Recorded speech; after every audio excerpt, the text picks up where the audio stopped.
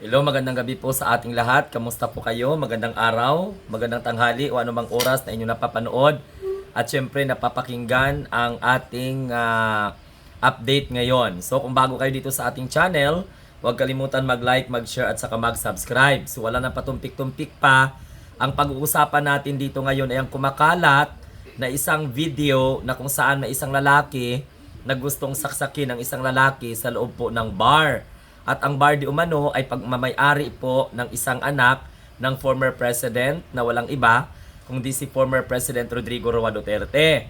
Kasi ang video ay medyo malabo pero na-identify kaagad ng mga netizen nung mga nakakalat na upload na, no? May sa Facebook, may sa YouTube at kung saan-saan ang mga social media platform. Nung una, medyo mayroon pa akong pagdududa. Kaya lang, no, may nabasa ako na isang post na kung saan ay naka-file na pala yung kaso laban po kay Pulong Duterte. So tiningnan natin, no? Tsaka meron po akong kopya ng affidavit ng biktima na nagreklamo.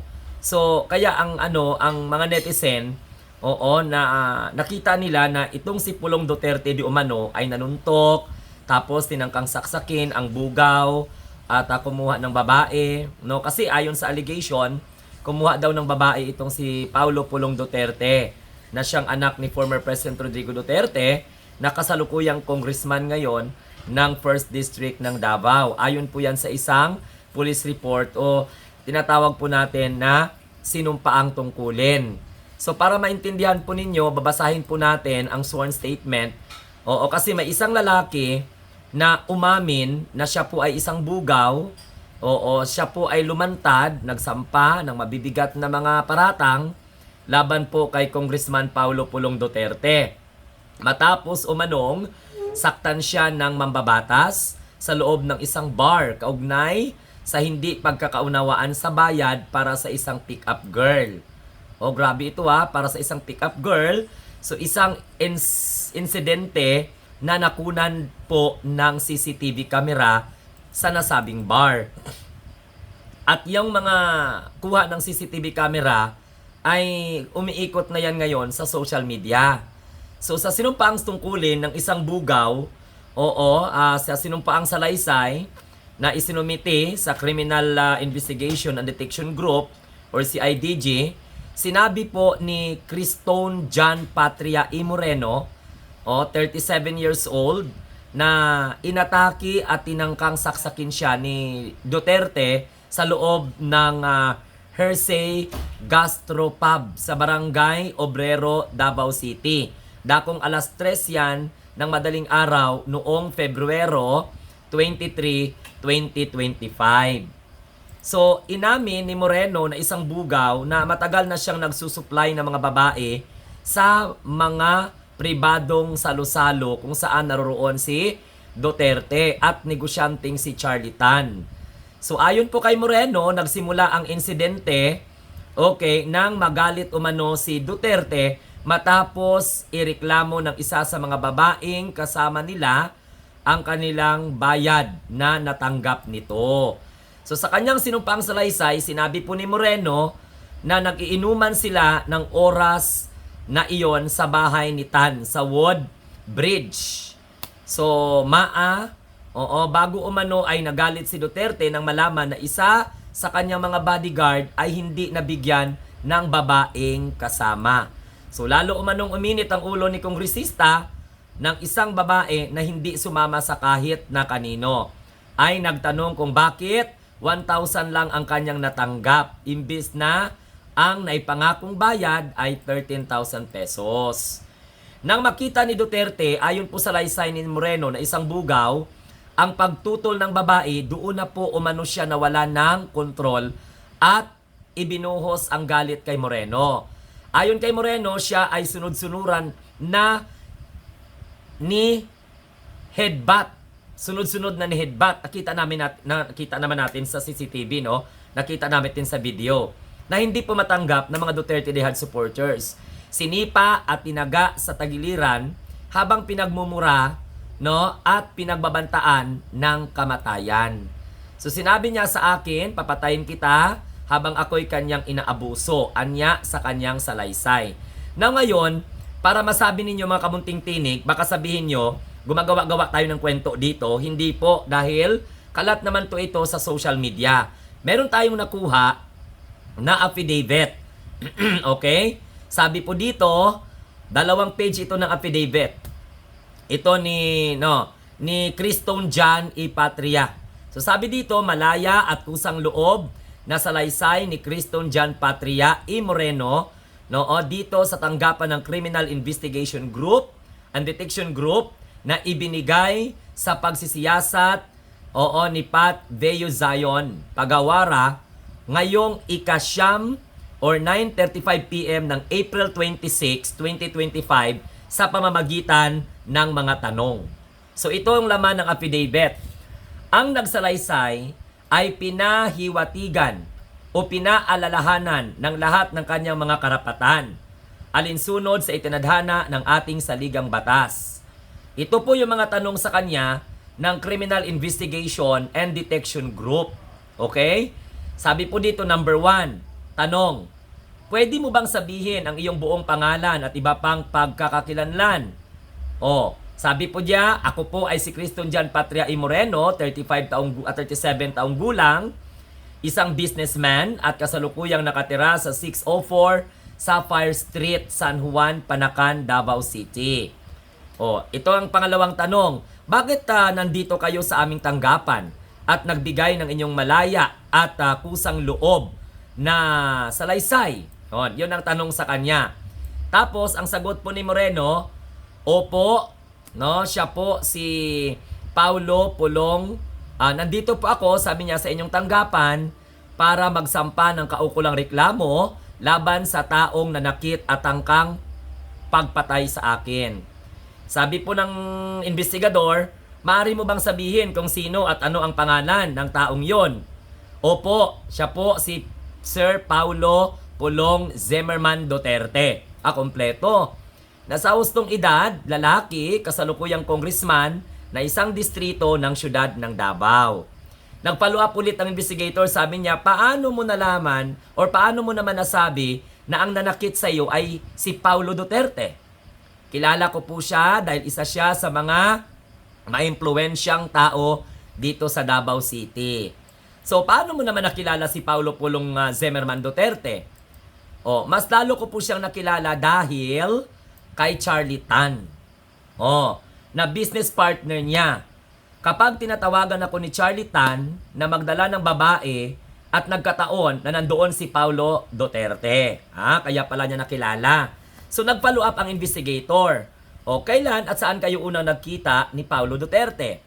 Noong 2024, ang una naming pagkikita ni Paulo Duterte nang tinawagan ako ni Charlie Tan na magdala ako ng 6 na babae sa kanyang ATV bar, Ikulan sa Davao City, na kung saan ito ay pagmamayari ni Charlie Tan, na bar. At doon ay nag-inuman kami ni Charlie Tan at pinakilala niya ako kay Paulo Duterte at maraming na beses kami nagkita, nagsama, nila Charlie at Paulo. So, sabi po, gaano kadalas makausap mo si Paulo Duterte? Sabi niya, every time. Yun ang every time na tatawagan ako ni Charlie Tan, doon kami nag-usap ni Paulo Duterte at lagi niya sa akin sinasabi na palapitan mo sa akin or palapitin mo sa akin lahat ng babae na dala mo. Yun daw po. So, follow-up question pa. Ang dami pang mga tanong. Sabi, sino naman si Charlie Tan? Si Charlie Tan, ay isang businessman. At siya rin ang may-ari ng ETV Bar, Ikulan sa Davao City, na kung saan doon po kami unang nagkita ni Paulo Duterte. Kailan at saan kayo unang nagkita ni Charlie Tan? Yan ang follow-up. Noong 2019, ang una naming pagkikita dahil tumawag sa akin ng kaibigan ko kasi si Charlie Tan ay naghahanap ng babae. Kaya dinalhan ko siya doon sa kanyang bahay sa Woodbridge, Maa Subdivision, Davao City. So para saan ang mga babae na dinadala mo sa kanila? Para po maging ka-table nila habang inuman at kanilang katalik. Cougar. Habang nagiinuman at kanilang katalik daw. So paano mo nakilala si Charlie Tan? Pinakilala po sa akin ng aking kaibigan, kaya doon ay naging magkaibigan kami ni Charlie Tan. Tapos, ang next naman dito, ganito mga kamunting tinig, gusto ko lang ipabasa sa inyo ang pangalawang page ng affidavit ni Moreno. Nabanggit mo na may nangyaring pananakit sa iyo. Saan at kailan naman ito nangyari? Sabi po ni Moreno, ito po ay nangyari bandang alas 3 ng umaga noong Pebrero 23, 2025, bago lang, sa loob ng Hersey Gastropub Bar na matatagpuan sa corner Villamor, Sobricari Street, Barrio Obrero, Davao City. So ano naman ang naging dahilan? Niya kung bakit kanya sinaktan. So hindi ko po alam, sabi po ni Moreno. Nagulat na lang po ako na pinagugulpinan niya ako, hidbat, habang pinagmumura at pinagbabantaan na papatayin kita. So gago ka at inundayan ng saksak gamit ang kutsilyo at sabing putang ina mo, nang gigigil talaga ako sa iyo. Papatayin kita sa kadahilanang nasobrahan po sa pag-inom si Paulo Duterte at siya po ay nalasing. So tama po naman na sabing nasobrahan siya sa inom dahil po nakita ko na madami na po silang nainom na alak. Maaari mo bang isalaysay ang buong pangyayari? Opo, sabi po ni Moreno noong February 23, 2025, mga alas 7 daw po ng gabi, tinawagan ako ni Charlie Tan, isang business partner ni Paulo Duterte. Kompleto Paulo Pulong Zimmerman Duterte. So ano ang kanyang rason sa pagtawag sa iyo? So sinabihan niya ako na pumunta daw ako sa kanilang bahay sa Woodbridge, Barangay Maa, Davao City at magsama na rin daw ako ng 6 na babae, yung pinakamaganda at bata na mayroon ako dahil pupunta raw doon si Paulo Pulong Z. Duterte. So ano ang sumunod na pangyayari? Mga alas 8 ng gabi, na kami nakarating sa bahay ni Charlie Tan kasama ang 3 babae na aking kasama at doon na namin naabutan si Paulo Duterte na nag-aantay. So makalipas ang 20 hanggang 30 minuto ay may sumunod pang 2 babae at nag-inuman kami sa bahay. So ako, yung 5 babae na kasama ko, si Paulo Duterte at isa niyang tauhan. So si Charlie Tan at ibang Chinese national na tingin ko ay ang kanilang mga kaibigan.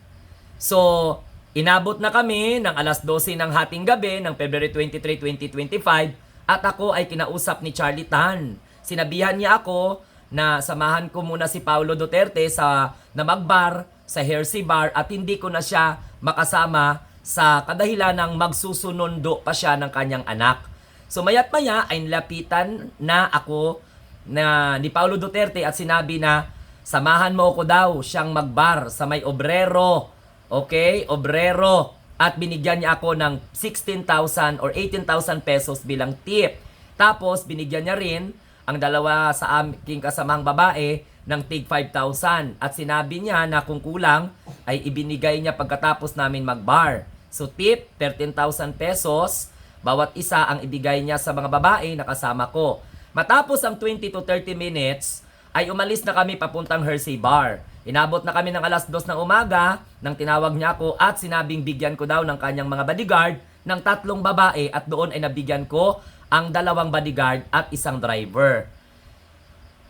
Makalipas ang 1 oras, ay bumalik na sila sa bar at nagtanong si Paulo Duterte kung yung ilang bodyguard sumama kasama ng mga babae.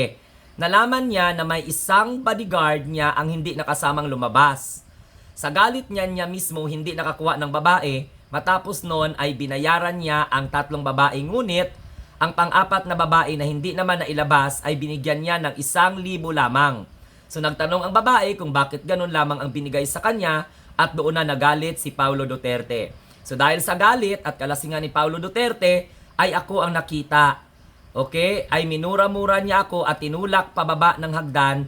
Sinubukan ko pa umalis ng bar ngunit hinarangan ako ng mga bodyguard ni Paulo Duterte sa first floor at sinabihan na isarado ang pintuan. Inundayan niya ako ng saksak gamit ang kutsilyo. So yun po mga kamunting tinig, no? Ang mga kwan, mahaba pa ito eh. So yun, mga kamunting tinig, may affidavit. Oo. Akala ko nga, nagtanong pa ako kung sino yon kasi medyo malabo. Ayan, may affidavit na. Nalaman nyo na kung ano yung laman ng affidavit. So kayo na po ang bahala doon, no?